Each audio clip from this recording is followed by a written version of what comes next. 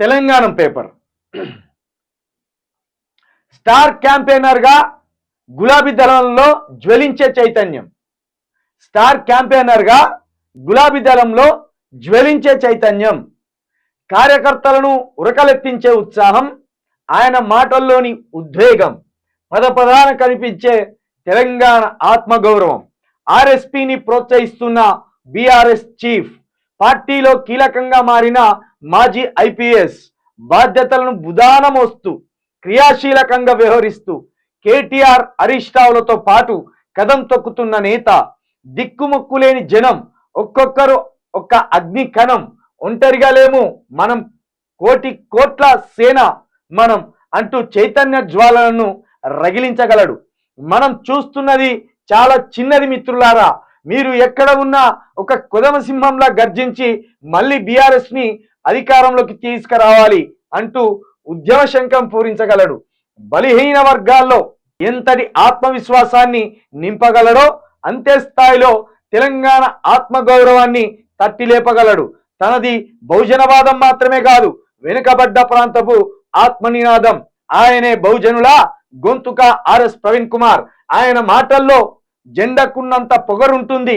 ఆర్ఎస్పీని దగ్గర నుంచి చూసిన వారు అంటుంటారు, స్వేరో ద్వారా లక్షలాది మంది విద్యార్థుల్లో ప్రతిభను వెలికి తీసి వారిని సర్వోన్నతంగా తీర్చిదిద్దిన ఈ నవతరం గురువు నేడు భారత రాష్ట్ర సమితి కార్యకర్తలకు తెలంగాణ ఆకాంక్షలను నూరిపోసే ఆశ్చర్యుడు అయ్యాడు.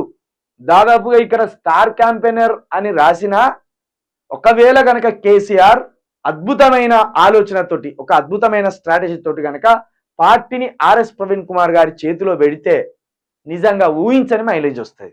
ఒక్కసారిగా వెంటిలేటర్ మీద ఉన్న పేషెంట్కు కదా ఆక్సిజన్ ఇచ్చి ఆయువు పోసినట్టు పార్టీకి కూడా వెంటిలేటర్ మీదనే ఉన్నది. ఒక విధంగా చెప్పాలంటే 36-35 మంది ఎమ్మెల్యేలు కనిపిస్తున్నప్పటికీ ఈ 36-35 మంది ఎమ్మెల్యేల్లో ఎవడు ఎప్పుడు బీక్కపోతాడో తెలియదు. ఎందుకంటే రాజకీయం అట్లా మారబోతున్నది. బీజేపీది ఎన్డీఏ ప్రభుత్వం అక్కడున్నది, కాంగ్రెస్ ప్రభుత్వం ఇక్కడున్నది. ఒక్క నెల 2 నెలల్లో చెల్లచెదురైపోతారు వీళ్ళు. ఈ 35-36 మంది ఎమ్మెల్యేల్లో అవినీతి పరులు ఎంతమంది ఉన్నారో మనకు తెలిసిందే, అక్రమార్కులు ఎంతమంది ఉన్నారో మనకు తెలిసిందే, భూ కబ్జాలు పెట్టిన వాళ్ళు ఎంతమంది ఉన్నారో మనకు తెలిసిందే. మల్లారెడ్డి లాంటి వాళ్ళు కావచ్చు, ఇంకా ఉన్నారు చాలా మంది. ఒక మల్లారెడ్డి అంటే ఊరికే ఆయన పేరు వస్తాయి కాబట్టి చెప్తాను. కాబట్టి అధికారం లేనప్పుడు ఎమ్మెల్యేలకు కావాల్సింది ఏంది? బతుకుదేరు, కేసుల నుండి బయటపడాలనే ఆలోచన, తమని తాము రక్షించుకోవాలనే ఆలోచన ఉంటుంది. ఆ క్రమంలో 36 మంది ఎమ్మెల్యేలు ఉన్నా కూడా వాళ్ళ కోణంలో వాళ్ళకున్న సమస్యలు, వాళ్ళు పెట్టిన భూమి కబ్జాలు, వాళ్ళు పడ్డ అక్రమాలకు దృష్ట్యా వాళ్ళు జారిపోవాలని చూస్తారు. అలాంటి క్రమంలో పార్టీని కాపాడాలనుకుంటే మళ్ళీ కొత్త రకమైన మార్పులకు, చేర్పులకు, ఆలోచనలకు శ్రీకారం చుట్టవలసిన అవసరం బీఆర్ఎస్ పార్టీకి ఏర్పడింది. ఆ క్రమంలో ప్రజల నుండి సానుభూతి కావచ్చు, ప్రజల నుండి నమ్మకాన్ని కావచ్చు పొందాలంటే ఆర్ఎస్ ప్రవీణ్ లాంటి ఒక నిబద్ధత, నిజాయితీ కలిగిన లీడర్కి పట్టం కట్టవలసిందే. నేను మొన్న కూడా చెప్పిన, ఆర్ఎస్ ప్రవీణ్ కుమార్ ఎప్పుడైతే బీఆర్ఎస్ పార్టీలోకి వచ్చిండో అప్పుడే చెప్పిన, ఒకవేళ బీఆర్ఎస్లో ఆర్ఎస్ ప్రవీణ్ గారు నిలదొక్కుంటే భవిష్యత్తులో ఊహించని స్థానాన్ని ఆయన పొందవచ్చు అని చెప్పిన. హోంమంత్రి ఏది కావచ్చు, ఒకవేళ మళ్ళీ పార్టీ అధికారంలోకి వస్తే, లేదా ముఖ్యమంత్రి పదవి ఇవ్వచ్చు. ఎందుకంటే చంద్రబాబు నాయుడు మీద ఏదైతే మాయని మచ్చున్నదో, ఏది మామను వెన్నుపోటు పొడిచి ముఖ్యమంత్రి అయిననే ఒక మాయని మచ్చ చంద్రబాబు మీద ఎట్లయితున్నదో, కేసీఆర్ మీద కూడా దళిత ముఖ్యమంత్రి చేయలేదు, దళితులకు 3 ఎకరాల భూమి ఇవ్వలేదు అనే ఒక మాయని మచ్చ కేసీఆర్ మీద కూడా ఉన్నది. ఆ మాయని మచ్చని కడుక్కోవాలంటే, ఆ మాయని మచ్చని ప్రజల మనసులో నుండి, మెదడులో నుండి తుడిచేయాలంటే ఖచ్చితంగా ఒక దళితుడైన, ఒక అద్భుతమైన విజనరీగా ఉన్న ఆర్ఎస్ ప్రవీణ్ గారికి బీఆర్ఎస్ పార్టీ పగ్గాలు అప్పగించాల్సిందే. ఒకవేళ అధికారంలోకి వస్తే ఆయన ముఖ్యమంత్రి చేస్తే ఇంకా మంచిది. ఎందుకంటే ఆయన ఒక నీతి నిజాయితీ కలిగిన ఆఫీసర్గా ప్రజల్లో పేరు తెచ్చుకున్నాడు.